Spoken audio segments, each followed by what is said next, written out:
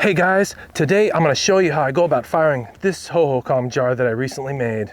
We're going to have a good old outdoor firing, just like the Hohokam would have done many years ago. I'm going to show you all the steps I go through to get this fire going. I've done a good number of experimental firings on this stuff, and I've got to admit, this one's got me pretty nervous. Anything can happen, and I always expect the unexpected. This right here is my crazy attempt at Andy Ward's Ancient Pottery Challenge for this season. He picked a lot of good, awesome pottery to select from, but this is the one I decided to go with. Let's hope for some luck, and let's get this started.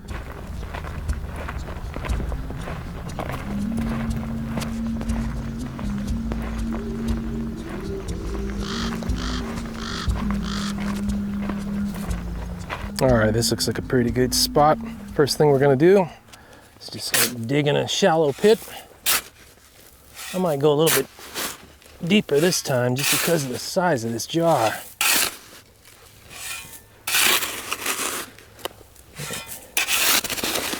Oh, that's some really wet sand under this.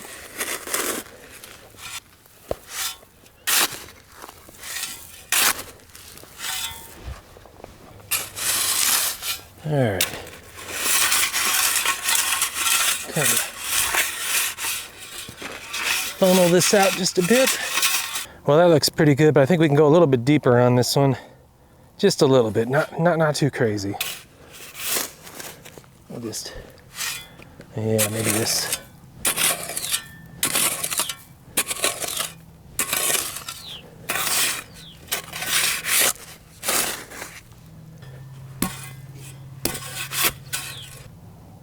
Yeah, I think this is gonna work. Don't want to go too crazy with how deep this is gonna get. I want it to still be pretty shallow, but big enough for that jar. That thing's such a monster. All right, so all we gotta do now is collect a little bit of firewood to get this pre-firing started, get that jar nice and warmed up. Let's go look for some wood. So here's a good look at the jar that's going to be fired. So many burden basket carriers. This is so wild. Boy, I hope that paint sticks though.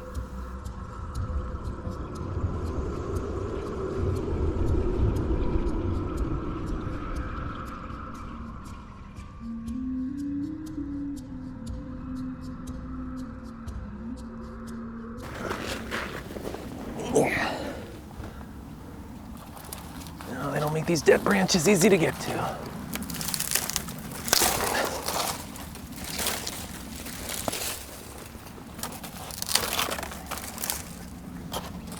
Oh, this is a nice one.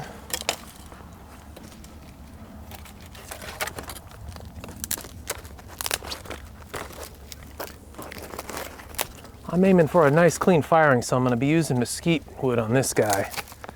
Luckily, I've got quite a number of mesquite trees to work with that can use a little bit of pruning out here.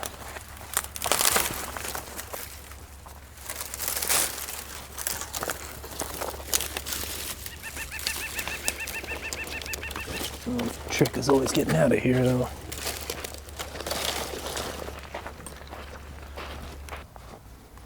All right, let's crunch this up into some good usable firewood.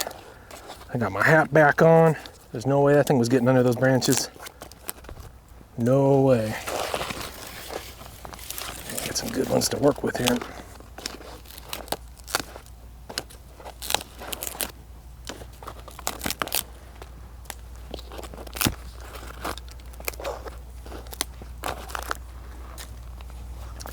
Got a nice rainstorm coming this Sunday.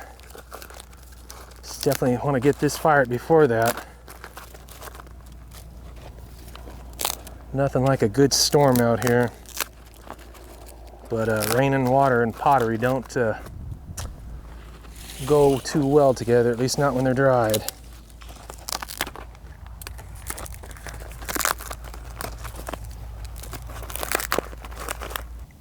Well guys, it looks like we got ourselves a bit of a situation here.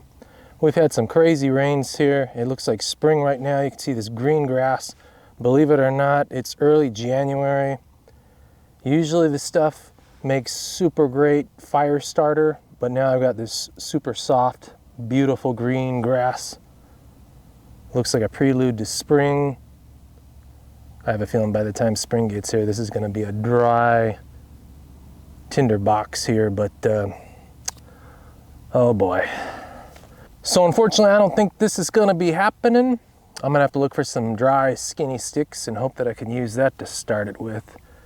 It shouldn't be too much of a problem. There's always dead stuff around. I mean, well, here we go. We got some dead branches right in front of me. Hello. We'll just try and use some of these. Yeah, this could actually work. Oh man, that green grass though, that's crazy. Well, it looks like I lucked out and found some dry, dead, whatever that might have been. Can always count on the desert to have some dead stuff in it. So that should help with igniting this bundle right here. Definitely don't want to be breathing that in once it ignites though. Definitely don't want to be breathing whatever that could be.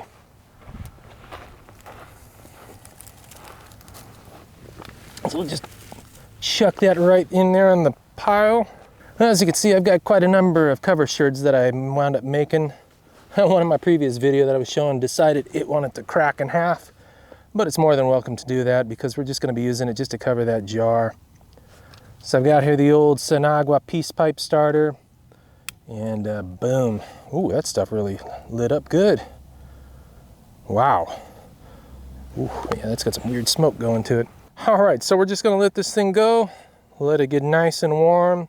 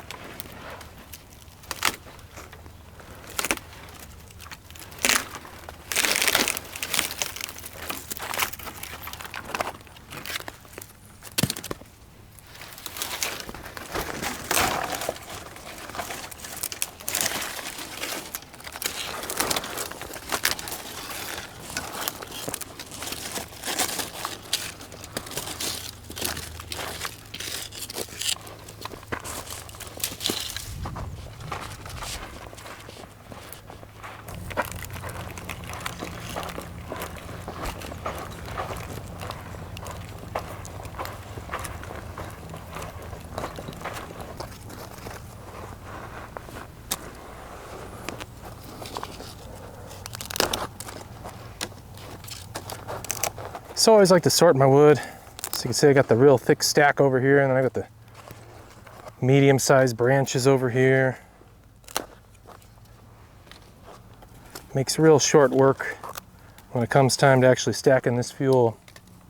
Sometimes you don't have much time before it ignites because the coals are so hot, but I shouldn't have that problem in this case here. Most of my stuff's already died off, it looks like, in this pre-firing. It's going pretty well so far.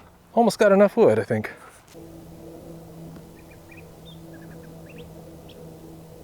Well, it looks like the initial warming up fire is completely burned out. It's nice, burned down to coals. Nice and warm still. I had to bring some pottery furniture from home with me here because, again, it's still pretty damp, as you saw when I was digging this out. This is just going to support that jar, prop it up, so that way I get a lot of airflow going through and around and under it. And hopefully, man, these are some old bricks I've got. I need to replace these. Oh boy, I don't know about this guy. Let's go. Oh boy, look at that. It's already cracked right in half. Ugh. Well, I guess it's now or never for this thing.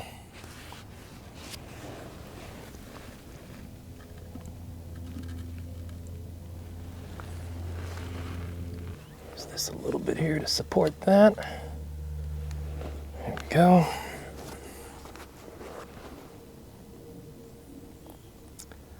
I've got here my spindle whorls. I'll sneak you guys into here. Yeah, what do we got with the rest of this? You just keep this stuff from falling on it. Oh boy, I do not have enough sherds, unfortunately, so this could be interesting. I think I made it this way.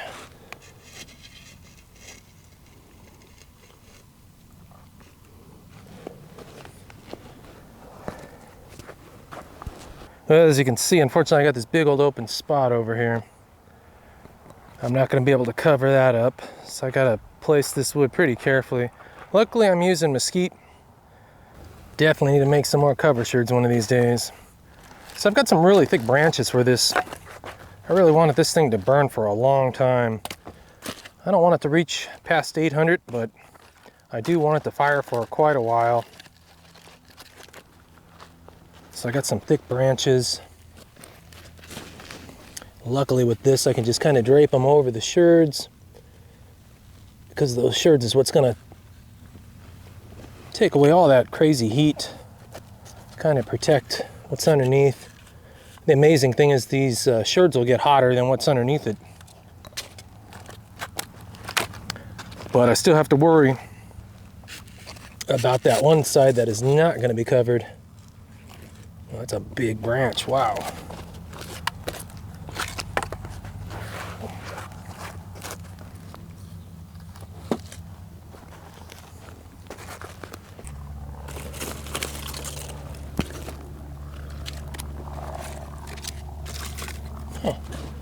That one didn't want to. So what I'm planning on doing is lighting it from two different sides, so that way I get a nice even burn through. What usually happens is if you get it going this way, it slowly works its way that way, and then your fire dies out here by the time that's really going full throttle. So I kind of want both sides to merge on each other at the same time. So here we go. I'll light this up.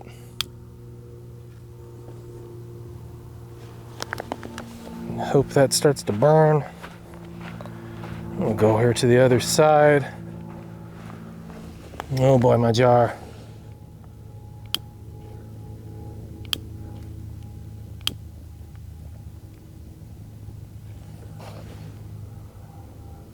Oh, there we go. It's all up to the good Lord from here on out.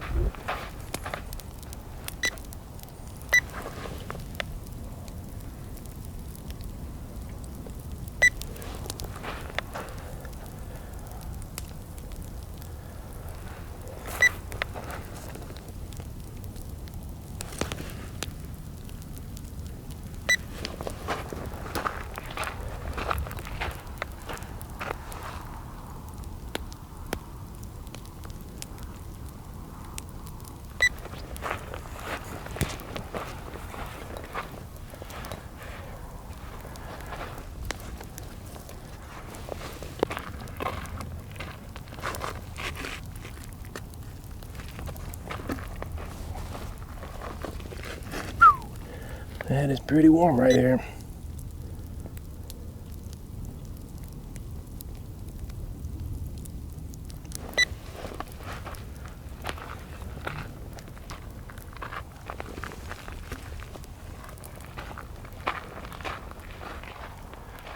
Uh-oh. I've got a little bit exposed there. That ain't good. But it's holding that around 770 there. Huh. Hope that ain't gonna be an issue.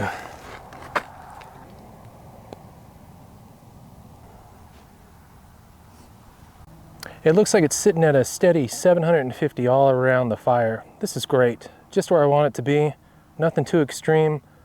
I've got a big opening on the back here on this side, so I hope I don't get a real big breeze that comes and cools that down, but the temperature on that's holding pretty well. So all I'm gonna do now is just let this thing totally burn out. Not even gonna pull it out, it's just gonna go a complete firing. Gonna give it plenty of time to cool itself down naturally, and I'll come back and yank this thing out.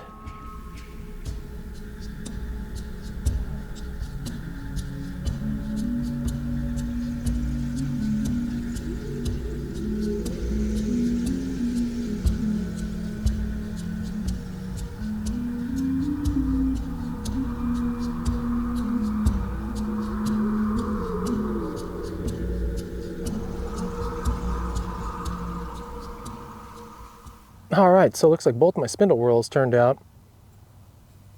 None of the paint rubs off. Both sides turned out really good. Oh man. Looks like that paint that I was using worked out really well. I've still got the big jar cooling down, so I can't quite touch it yet. But I'm pretty happy for these.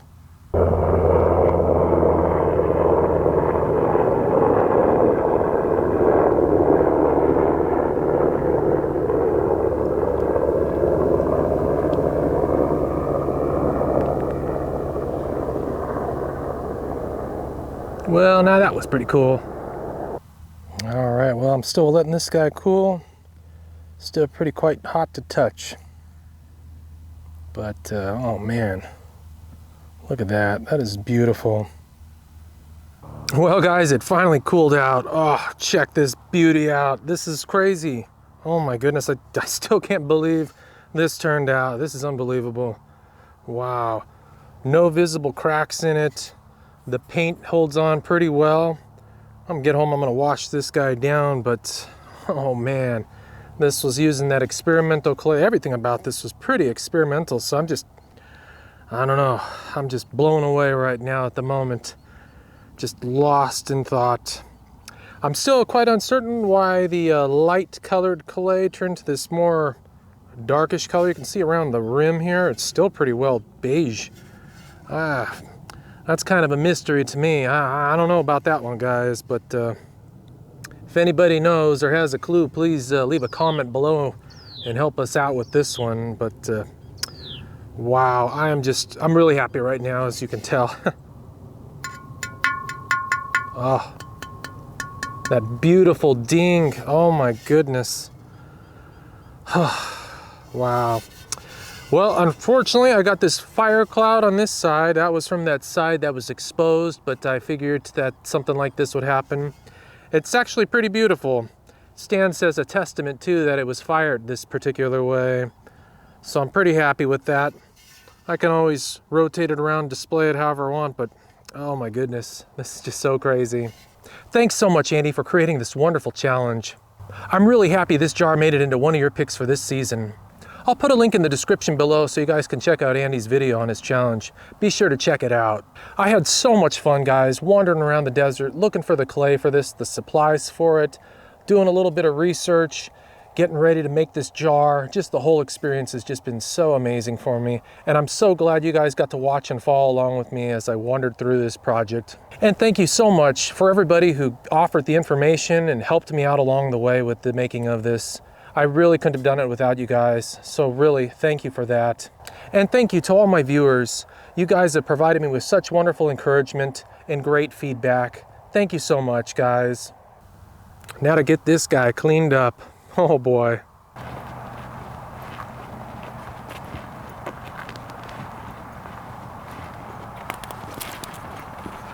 I really hope you guys enjoyed the making of this Hohokam Jar series. It sure was a lot of fun. I really enjoyed it. If you guys did, please be sure to consider hitting that subscribe button and helping this channel grow. And if you liked it, be sure to give it a like. Okay guys, thanks so very much for watching. Till next time.